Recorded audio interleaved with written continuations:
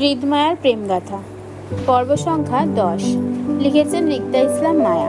আমি তোমাদের সঙ্গে আছি মাহি। কি ম্যাডাম, সারা বছরে কি আপনার পেট খারাপ থাকে নাকি? পরিচিত কণ্ঠের কথা শুনে চমকে উপর দিকে তাকাতেই দেখতে পেলাম হৃদ খানকে। দ্রুততার সঙ্গে আমি বসা থেকে উঠে দাঁড়িয়ে ওনার দিকে চোখ রাখতেই দেখলাম উনি পিওর সাদা পাঞ্জাবি পায়জামা পরে দাঁড়িয়ে আমার সামনে। পাঞ্জাবি হাতা দুটো টেনে ভাঁজ করা কোনোই অবধি, বাম হাতে ঘড়ি, তো দু হাতের বড় বড় পশমগুলো ঘামে ভিজে লেপ্টে আছে হাতের ভাঁজে।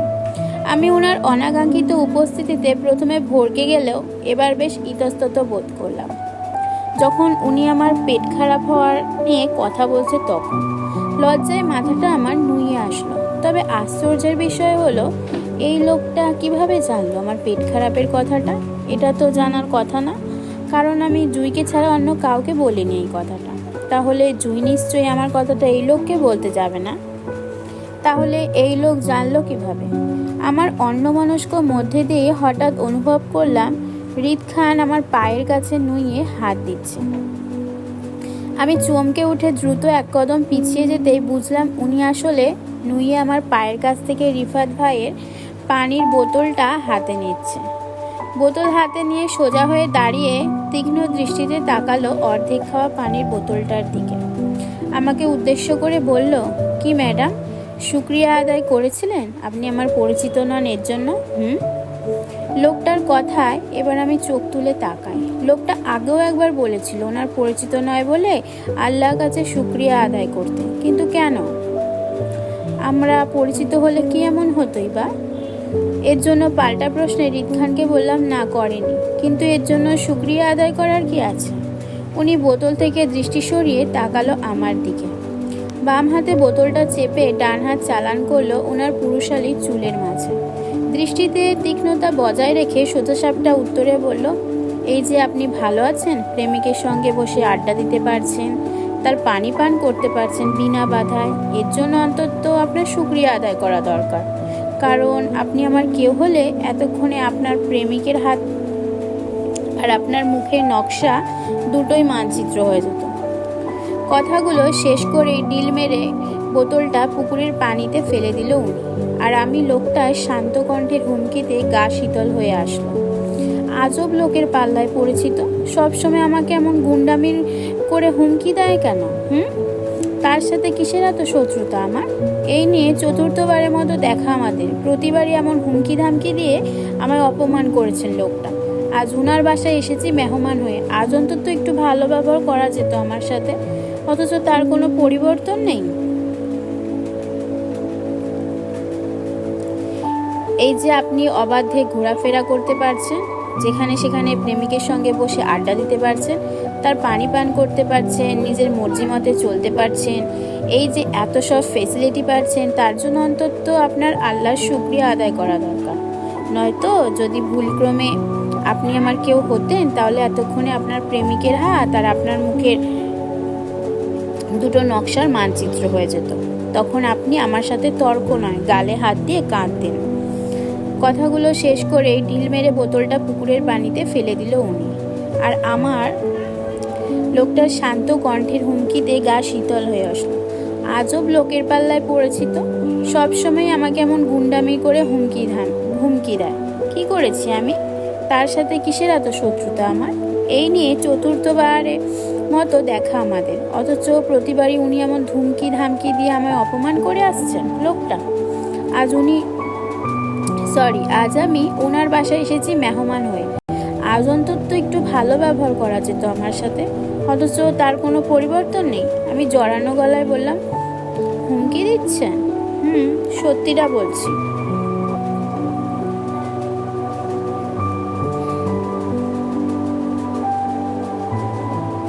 এবার বেশ জড়তা কাজ করলো আমার মাঝে, শীতল হয়ে আসলো আমার ভিতর। কি জন্য লোকটা আমাকে অকারণে অপমানিত করে বেড়ায় তাও জানি না, তবে নেতা সাহেব যে সুবিধার মানুষ না, তার কথাবার্তা অবগত হয়ে গেলাম।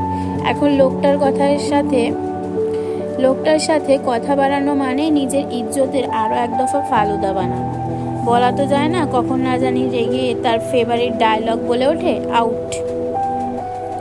অন্যের বাড়িতে এসে যদি তার বাড়ি থেকে বেরিয়ে যেতে বলে, এর থেকে অপমান দুনিয়াতে আমার জন্য দ্বিতীয় কিছু হবে না বলে মনে হলো। এর জন্য নিজের ইজ্জত বাঁচাতে লোকটার সাথে আর কথা বাড়াতে চাইলাম না। সে যা বলে তাই ঠিক। উনি যদি রিফাত ভাইকে আমার বয়ফ্রেন্ড ভাবে তাহলে সেটাই ঠিক, ওনার ভুল ভাঙানোর দরকার নেই। বরং ভালোই ভালোই তার সামনে থেকে কেটে পড়াই উচিত মনে করে ভাষা ভাষা চোখে লোকটার দিকে তাকিয়ে মিহির স্বরে বললাম, আমি বরং যাই, আমার ভাইয়া অপেক্ষা করছে। আমার কথায় তেমন কিছু বলল না উনি, বরং কপাল কুঁচকে আমার চোখের দিকে তাকিয়ে রইল। লোকটার হঠাৎ তীক্ষ্ণ দৃষ্টিতে আমি বেশ ইতস্তত বোধ করলাম। এইভাবে আমার চোখে তাকিয়ে কি দেখছে তাও বুঝতে না পেরে দৃষ্টি নত করলাম। আমি হালকা নড়ে চড়ে এদিক সেদিক দৃষ্টি ঘুরিয়ে বললাম, আমি যাই। তৎক্ষণাৎ লোকটার গম্ভীর কণ্ঠ আসলো আমার কানে, লুক অ্যাট মি। চমকে ওনার দিকে তাকালাম। ওনার কথা মানে বুঝতে না পেরে অবুঝ গলায় বললাম, জি। তোমার চোখের ওইটা কি? ওনার কথায় তৎক্ষণাৎ হাত গেল চোখে। ভাবলাম হয়তো কিছু চোখের উপর পড়েছে, এর জন্য উনি বলছে চোখে কি। আমি নিজের চোখের উপর আলতো হাত বুলিয়ে জিজ্ঞেস করলাম, কোনটা? আমার কথায় উনি উত্তর না করে চুপ করে রইল। তবে ওনার তীক্ষ্ণ দৃষ্টি তখন আমার ডান চোখের ভিতরে। তার তীক্ষ্ণ দৃষ্টি অদ্ভুত ঠেকলো আমার কাছে। আমি লোকটার দৃষ্টির মাঝে আবারও চোখে হাত বুলিয়ে একই প্রশ্ন করলাম, কোনটা? আউট। বেশ চমকে উঠলাম আমি। আউট মানে? এবার আমি কি করেছি? হঠাৎ কি হলো ওনার? অবাক হয়ে বললাম, মানে? I said out of my home. এবার বেশ কিছুটা জোরেই হুঙ্কার ছাড়লো আমার উদ্দেশ্যে। ওনার হঠাৎ হুঙ্কার ছাড়া কথায় মুহূর্তে কেঁপে উঠলাম আমি। অপমানের ঘোরে চোখের জল গড়ালো তৎক্ষণাৎ। অতি কষ্ট চেপে রাখার অভিজ্ঞতা নেই আমার, তাই বৃথা চেষ্টা করে দুহাতে মুখ চেপে ধরলাম কান্না থামাতে। কিন্তু ততক্ষণে আমার হিচকি উঠে যায়। হালকা শরীর নড়ে উঠছিল আমার অনবরত হিচকিতে, কিন্তু তারপরও তীব্র কান্নায় জায়গা ছেড়ে চলে যেতে পারছিলাম না, অপমানে লজ্জিত হয়ে। আমার হঠাৎ কান্নায় যেন রাগটা আরও বাড়লো ওনার। তাই দুহাত মুষ্টিবদ্ধ করে দাঁতে দাঁত চেপে আমার উদ্দেশ্যে শুধালো, বেয়াদব। কথাটা বলে আর দাঁড়ালোও না। যে পথ এসেছিল সেই পথ ধরে ততক্ষণে চলেও গেল তিরতির মেজাজ। এই লোকটা যত রাগ সব কেন আমার জন্য তাও জানি না। আর এখনই বা কেন হঠাৎ করে আমার উপর রেগে গেল তাও বুঝলাম না। অপমানের ঘোরে ততক্ষণে আমার কান্নার বেগটা না চাইতেও যেন আরও বেড়ে গেল। আমি কিছু না করেও লোকটার কাছ থেকে বেয়াদব ট্যাগ পেলাম, অথচ লোকটা বারবার আমাকে অপমান করেও তিনি আদব কায়দার মানুষ, আর আমি বেয়াদব। সেদিন প্রচণ্ড অপমানে অপমানিত হয়ে রিফাত ভাইকে নিয়ে ফিরে এসেছিলাম বাসায়। আমার সঙ্গে অবশ্য জুই ছিল। আরিফ ভাইয়া আমাদের সাথে আসতে পারেনি, কারণ কোচিংয়ের স্যাররা নাকি কি আলোচনা সভা করবে রিদ খানের পরিবারের সাথে। এর জন্য আরিফ ভাই সেদিন বেশ রাতে ফিরেছিল সেখান থেকে। কিন্তু আমার কান্নাকাটি দেখে রিফাত ভাইকে দিয়ে জুইকে তখনই পাঠিয়ে দিয়েছিল বাসায় আমাদের সাথে। আমার হঠাৎ কান্নার কারণটা অবশ্য জানতে চেয়েছিল সবাই। উত্তরে আমি শুধু পেটে ব্যথার কারণ বলে চালিয়ে দিয়েছিলাম। তখন রিদ খানের দাদাবাড়ি থেকে আসার সময় রিদ খানকে আর কোথাও দেখিনি, ইভেন এখনও তার সাথে আমার দেখা হয়নি। সেদিনের অপমানের কথা আমি ভুলিনি, এর জন্য অদৃশ্য অপছন্দের দেয়াল তৈরি হয়েছে রিদ খানের প্রতি আমার। বলতে গেলে প্রচণ্ড অপছন্দের অনীহার মানুষ রিদ খান আমার জীবনে। এর জন্য তাকে ঘিরে আজকাল আমার মধ্যে তিক্ততায় কাজ করে। তাছাড়া সেদিনের পর থেকে রিদ খানের সাথে আমার দেখা হয় না আজ 14 দিন। ওনাদের বাড়ি থেকে আসার একদিন পরই ওনাকে আমাদের কলেজে গাড়ি নিয়ে ঢুকতে দেখেছিলাম আমি। কি কাজে এসেছিল জানি না, তবে চলে যাওয়ার সময় প্রিন্সিপাল স্যারকে দেখলাম সাথে। আমাকে অবশ্য দেখেনি, কারণ আমি আমার ক্লাসে ছিলাম, 3য় তলা ভবনের 2য় তলার বারান্দায় বান্ধবীদের সাথে দাঁড়িয়েছিলাম বলে ওনাকে দেখতে পেরেছিলাম। তবে ওনাকে দেখে আমি নিজেকে যতটা পারি আড়াল করে রেখেছিলাম, কারণ আমার ছোট মনে বেশ অনীহা ঝং ধরেছিল রিদ খানের জন্য, বিশেষ করে লাস্ট যখন ওনার বাড়ি থেকে আমাকে অপমান করে বেরিয়ে যেতে বললো তখন থেকে। এরপর থেকে রিদ খানকে নিয়ে আর ভাবতে বসিনি আমি। তবে এসবের মধ্যেও আমার অচেনা স্বামীর খোঁজ করেছিলাম আমি। দুর্ভাগ্যবশত তার খোঁজ আজও পেলাম না, কারণ হাফেজ সাহেবের নাম্বার এখনও বন্ধ পাচ্ছিলাম। তাই হতাশায় আজকাল হাফেজ সাহেবকেও কল করা কমিয়ে দিলাম। বলতে গেলে একেবারে কল করা হয় না ওনাকে। মনে মনে ঠিক করলাম এবার বাড়িতে গেলে বান্ধবীদের নিয়ে আবারও যাব নরসিংদী হাফেজ সাহেবের বাড়িতে। এবার হাফেজ সাহেবের খোঁজ করব সুমন থেকে। কেন হাফেজ সাহেবের নাম্বারে কল যায় সেটাও জানতে চাইব। তবে এবার হাফেজ সাহেবের খোঁজ একা করব না, সাথে সুমন নামক ছেলেটির ফোন নাম্বারটাও নিয়ে আসব। কারণ আজ যদি সুমন নামক ছেলেটির নাম্বারটা বুদ্ধি করে নিয়ে আসতাম, তাহলে এখন ফোন করে অবশ্যই জানতে পারতাম তার বাবার ফোনে কল যায় না কেন সেটা। আসলে চোর গেলে বুদ্ধি হয় একটা কথা আছে না, ঠিক তেমনই হয়েছে আমার বিষয়ে। আমরা কেউ বুদ্ধি করে সুমন নামক ছেলেটির নাম্বার নেই। ভাবলাম যেখানে হাফিজ সাহেবের নাম্বার আছে সেখানে অযথা সুমনের নাম্বার দিয়ে কি করব। অথচ এখন বুঝতে পারছি আসলে সবই প্রয়োজন হয়। তখন বোকামি না করলে এখন আবারও যেতে হতো না নরসিংদীতে। এর জন্য আজকাল আমার টিফিনের টাকাগুলো না খেয়ে জমিয়ে রাখছি ছোট পার্সে। এবার নরসিংদী যাতায়াত ভাড়া, দুপুরে খাবার বিল সব আমি দিব বলি। যেহেতু আমার প্রয়োজনে সবাই যাবে, এর জন্য বারবার ওদের পকেটে টাকা কেন খরচ করবে আমার জন্য? অবশ্য আমার তাদের খরচ বহন করা উচিত। কেউ তো আর রুজি করে না, তাই না? বিয়ে মানেই আনন্দমহল। একগাদা কাজিনদের নিয়ে হই হুল্লোড় মাতামাতি পরিবেশ। হইচই করে সবাই দল বেঁধে কালার মিলিয়ে শাড়ি পাঞ্জাবি পরার উচ্ছ্বাস, ঘন্টা লাগিয়ে মন মতো সাজা, নতুন নতুন বিআইন পা, দুলাভাইকে নিয়ে ঝাম্পেশ আনন্দ করা। অসংখ্য মুহূর্তগুলো এক্ষুনি আমার চোখে ভাসছে। আর ভাসবে নাই বা কেন? আমার বড় আপুর বিয়ে বলে কথা। কেউ ভাবতে পারছেন কতটা খুশিতে ভাসছি আমি? মনের আনন্দে হাওয়ায় ভেসে যাচ্ছি বলে আমার তো এক্ষুনি ক্লাস করতে মন চাচ্ছে না। অমনোযোগী হয়ে পড়ছি। কি এক অবস্থা! আসলে কাল বিকালে আম্মু ফোন করে জানালো আমার বড় আপু মুক্তা ইসলামের বিয়ে। এর জন্য আরিফ ভাইয়া কাল রাতের ট্রেনেই বাড়িতে চলে গেল।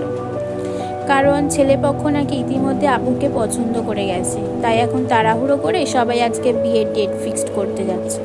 এর জন্য মূলত বড় ভাই হিসাবে আরিফ ভাইয়ার বাড়িতে আর্জেন্টলি যাওয়া আর কি।